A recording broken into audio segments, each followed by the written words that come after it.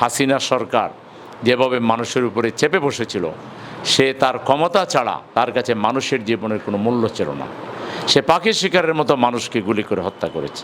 চাঁদাবাজি করি, লুটতরাজ করি, খুন করি, এখনও যদি থ্রেট দেওয়া হয় এই করা হবে সেই করা হবে, তাহলে এই ধরনের স্পর্ধা যারা দেখাচ্ছে তাদেরকে চিহ্নিত করে তাদেরকে আইনের আওতায় আনতে হবে। জামাতের হাতকে যদি শক্তিশালী করে আমরা দৃঢ়ভাবে বিশ্বাস করি 5 বছরের ভিতরে বাংলাদেশকে সম্পূর্ণরূপে দুর্নীতিমুক্ত করা, বাংলাদেশকে দারিদ্র্যমুক্ত করা, বাংলাদেশ থেকে সকল হত্যা, খুন, রাহাজানি, অশ্লীলতা, বেহায়াপনা বন্ধ করে একটা শান্তির সমাজ বিনির্মাণে জামাত ইসলামী তার সেই সক্ষমতা প্রকাশ করতে ইনশাআল্লাহ সফল হবে। আপনাদের প্রিয়জনকে কারো স্বামী হারিয়েছেন, কারো ছেলে হারিয়েছেন, কেউ ভাই হারিয়েছেন। এই হারানোর বেদনা আপনারা যেভাবে বুঝবেন যে হারায়নি সে সেভাবে বুঝবে না। নিঃসন্দেহে এটা অত্যন্ত কষ্টের একটি বিষয়, অত্যন্ত ব্যথা এবং বেদনার একটা বিষয়। তবে আপনাদেরকে আমি অনুরোধ করব যে আপনারা এই জন্য খুশি হবেন যে প্রথমত এটা আল্লাহ তাআলার ফয়সালা। মৃত্যু যখন আসবে 1 সেকেন্ডও কেউ আগাইতেও পারবে না, 1 সেকেন্ড কেউ পিছাইতেও পারবে না। তবে আপনারা গৌরবান্বিত হয়েছেন, আপনারা সৌভাগ্যবান যে তারা একটা ভালো কারণে জালিমকে উৎখাত করতে গিয়ে, মজলুমের অধিকার আদায় করতে গিয়ে তারা যে জীবন দিয়েছেন, এটার জন্য তারা আল্লাহর কাছে শহীদ হিসাবে আল্লাহ তাআলা তাদেরকে কবুল করুন, আমরা দোয়া করি। শহীদরা এমন 70 জন মানুষের জন্য সুপারিশ করতে পারে যাদের জাহান্নামের ফয়সালা হয়ে গিয়েছে, মানে নিশ্চিতভাবে তারা জাহান্নামে যেত। শহীদ সুপারিশ করার কারণে আল্লাহ তাদেরকে জান্নাতে দিয়ে দেবেন। তাহলে আপনারা জান্নাতি মানুষের স্ত্রী হবেন, কেউ জান্নাতি মানুষের ভাই হবেন, কেউ জান্নাতি মানুষের পিতা হবেন। এটা হলো আপনাদের সবচেয়ে বড় পাওয়া। সুতরাং আমাদের এই ভাইরা যে কারণে জীবন দিয়েছেন, তারা বৈষম্য মুক্ত ইনসাফপূর্ণ একটা বাংলাদেশ চেয়েছেন, তারা মানুষের অধিকার চেয়েছিলেন। এই চাওয়াটা তাদের কোনো অপরাধ ছিল না, এটা তাদের যুক্তিসঙ্গত একটা অধিকার ছিল, তাদের সংবিধান কর্তৃক একটা রাইট ছিল। মানবতা বিরোধী হাসিনা সরকার যেভাবে মানুষের উপরে চেপে বসেছিল, সে তার ক্ষমতা ছাড়া তার কাছে মানুষের জীবনের কোনো মূল্য ছিল না। সে পাখি শিকারের মতো মানুষকে গুলি করে হত্যা করেছে।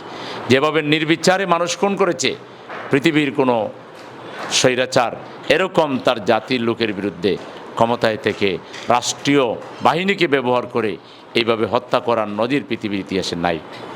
সুতরাং আজকে আমরা দাবি জানাবো এই খুনিদেরকে যেন অবিলম্বে চিহ্নিত করে, খুনিদেরকে গ্রেফতার করে বিচারের মুখোমুখি করে তাদেরকে যেন উপযুক্ত শাস্তি, তাদেরকে যেন এমনভাবে শাস্তি দেওয়া হয় যেন এই ধরনের খুনের রাজনীতি, এই ধরনের পৈশাচিক রাজনীতি, এই ধরনের মানবতা বিরোধী রাজনীতি এই বাংলাদেশে যাতে আর কখনো না হয়। বিশেষ করে শহীদদেরকে অনতিবিলম্বে জাতীয় বীর হিসেবে ঘোষণা দিতে হবে। আহতদেরকে তাদেরকে যথাযথ সম্মান দিতে হবে, তাদেরকে বীরের মর্যাদা দিতে হবে। যে আমাদের এই সরকার এখনও কতজন আহত হয়েছে তাদের নাম তালিকা এখনও প্রকাশ করতে পারে নাই। শহীদ এবং আহতদের নাম তালিকা প্রকাশ করতে হবে এবং আহতদেরকে তাদেরকে পূর্ণাঙ্গ চিকিৎসা দিতে হবে। বাংলাদেশে চিকিৎসা করানোর কারণে যদি এখানে তারা পুরোপুরি সুস্থ না হয়, বিদেশে নিয়ে তাদের চিকিৎসার ব্যবস্থা করতে হবে। আগস্ট বিপ্লবের মাধ্যমে যে ভাইরা আমাদের আহত হয়েছে তাদের একজনের কোনো কষ্ট দুঃখ আমরা কোনোভাবে মেনে নিতে পারি না।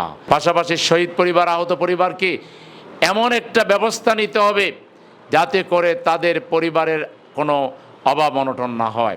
তাদের খাওয়া পড়া, চিকিৎসা, তাদের লেখাপড়া সহ যা কিছু প্রয়োজন রাষ্ট্রের পক্ষ থেকে রাষ্ট্রীয়ভাবে এগুলো ব্যবস্থা করতে হবে।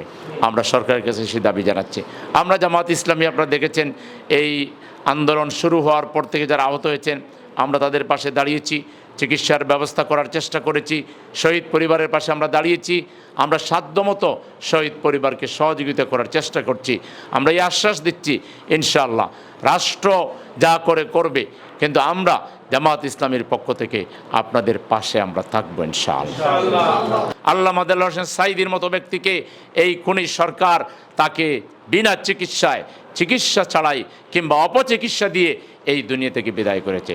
শহীদ মাওলানা মতিউর রহমান নিজামী রাহিমাহুল্লাহ, প্রফেসর গোলাম আজম রাহিমাহুল্লাহ, আলী আহসান মোহাম্মদ মুজাহিদ রাহিমাউল্লাহ, মীর কাশেম আলী রাহিমাউল্লাহ, কামারুজ্জামান আব্দুল কাদের মোল্লা রাহিমাউল্লাহদেরকে হত্যা করেছে এই সরকার। সুতরাং আমরা খুনের ব্যথা বুঝি, আমরা মানুষ হারানোর, আত্মীয় স্বজন হারানোর, অভিভাবক হারানোর ব্যথা আমরা সবচেয়ে বেশি বুঝি, কারণ আমরা এই জালিমকে মোকাবেলা করতে গিয়ে সবচেয়ে বেশি জুলুমের শিকার হয়েছে। সুতরাং আপনারা আমাদের পরিবারের সদস্য, আমরা আপনাদেরকে আমাদের পরিবারের সদস্য মনে করি। আমাদের পরিবারের সদস্যদেরকে যেভাবে দেখব আপনাদেরকেও আমরা সেভাবে দেখব ইনশাআল্লাহ। আপনারাও আপনাদেরকে অসহায় না ভেবে আমাদেরকে আপনাদের পরিবারের সদস্য হিসেবে গ্রহণ করে এখন থেকে যে কোনো বিষয়ে আমাদের সাথে পরামর্শ করবেন, যোগাযোগ রাখবেন। আমরা আপনাদের সাথে ছিলাম, আছি এবং ইনশাআল্লাহ থাকব। আমরা এর সাথে সাথে যেটা বলতে চাই, আজকে এই ছাত্ররা গণমানুষ যে জীবন দিয়েছে জাস্টিস প্রতিষ্ঠার জন্য, ন্যায় বিচারের জন্য, আজকে সমাজের যেখানে যেখানে ইনজাস্টিস আছে, মব জাস্টিস আছে, সমাজের যেখানে যেখানে এখনও অনাচার, দুরাচার, ব্যভিচার, মানুষ খুন হচ্ছে, লুণ্ঠন হচ্ছে, চাঁদাবাজি হচ্ছে, এগুলোর বিরুদ্ধে বাংলাদেশের 18 কোটি মানুষকে ঐক্যবদ্ধ হয়ে রুখে দাঁড়াতে হবে। বাংলাদেশের স্বাধীনতা সার্বভৌমত্বের রক্ষায় আজকে আমাদের ইস্পাত প্রাচীর ঐক্য গড়ে তুলতে হবে। এখনও যদি আমরা আমাদের নিজেদের লোকদের উপর অত্যাচার করি, জুলুম করি, চাঁদাবাজি করি, লুটতরাজ করি, খুন করি, এখনও যদি থ্রেট দেওয়া হয় এই করা হবে সেই করা হবে, তাহলে এই ধরনের স্পর্ধা যারা দেখাচ্ছে তাদেরকে চিহ্নিত করে তাদেরকে আইনের আওতায় আনতে হবে। আমরা দৃঢ়ভাবে বিশ্বাস করি বাংলাদেশকে যদি সামনের দিকে এগিয়ে নিয়ে যেতে হয় তাহলে একটা শক্তিশালী, সুশৃঙ্খল, সাহসী, মানবিক রাজনৈতিক দল দরকার, যেই দল মানুষকে বিপদে আপদে, নিজেরা বিপদে থাকাকালীন সময়ে জামাত ইসলামীকে 15.5 বছর সবচেয়ে বেশি চাপে রাখা হয়েছিল, জিরো টলারেন্সে রাখা হয়েছিল। তারপর জামাত বন্যায়, প্রাকৃতিক দুর্যোগে, বিভিন্ন দুর্ঘটনায় সবার আগে মানুষের কাছে ছুটে গিয়েছে। জামাত 12 মাস মানুষের, গরিব মানুষের আত্মকর্মসংস্থানের জন্য, বেকার যুবকদের আত্মকর্মসংস্থানের জন্য, জাকাত ফান্ড থেকে, কর্জে হাসানা ফান্ড থেকে জামাত সার্বক্ষণিক মানুষের উন্নতির জন্য, পিছিয়ে পড়া মানুষের উন্নতির জন্য, সমাজকে একটা ভারসাম্যপূর্ণ জায়গায় নিয়ে এসে একটা উন্নত সমাজে পরিণত করার জন্য জামাত ইসলামী সংগ্রাম করে যাচ্ছে। জামাত ক্ষমতায় না গিয়েও ব্যাংক, বিমা, হসপিটাল, স্কুল, কলেজ, মাদ্রাসা, ইউনিভার্সিটি, সামাজিক সংগঠন, ক্লাব, পাঠাগার গড়ে তুলে এই সমাজ জীবনকে সব ধরনের ধ্বংসের হাত থেকে রক্ষা করে এগিয়ে নিয়ে যাওয়ার কাজ করে যাচ্ছে। এই জামাত ইসলামীর সামাজিক শক্তির পাশাপাশি যদি জামাতের হাতে রাজনৈতিক ক্ষমতা, জামাতকে যদি এদেশের জনগণ এদেশের রাজনীতির জন্য, এদেশের আগামী সরকার পরিচালনা করার জন্য জামাতকে যদি এদেশের জনগণ গ্রহণ করে নেয়, জামাতের হাতকে যদি শক্তিশালী করে, আমরা দৃঢ়ভাবে বিশ্বাস করি 5 বছরের ভিতরে বাংলাদেশকে সম্পূর্ণরূপে দুর্নীতিমুক্ত করা, বাংলাদেশকে দারিদ্র্যমুক্ত করা, বাংলাদেশ থেকে সকল হত্যা, খুন, রাহাজানি, অশ্লীলতা, বেহায়াপনা বন্ধ করে একটা শান্তির সমাজ বিনির্মাণে জামাত ইসলামী তার সেই সক্ষমতা প্রকাশ করতে ইনশাআল্লাহ সফল হবে।